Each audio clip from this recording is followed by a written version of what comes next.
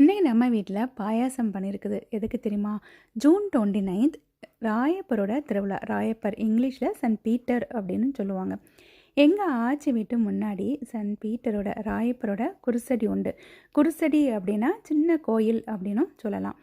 June 29 வந்து எல்லா வருஷமும் திருவிழா நடக்கும். நான் சின்ன பிள்ளையாக இருக்கும் போது எங்கள் ஆச்சி வீட்டில் நான் இருக்கும் போது திருவிழா நடந்துச்சுன்னா பயங்கர ஹாப்பியாக இருக்கும். கோயிலில் தான் ஃபுல்லாகவே நாங்கள் இருப்போம்.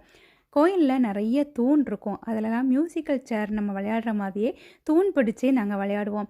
கோயில் முன்னாடி நிறைய கடல் மண் போட்டிருக்கோம். அதில் வந்து சன் காஸ்டெல்லாம் செய்து ஒரு கையில் நம்ம அந்த இதுக்குள்ள விட்டு அடுத்த பக்கம் வருதா அப்படிலாம் விளையாடுவோம்.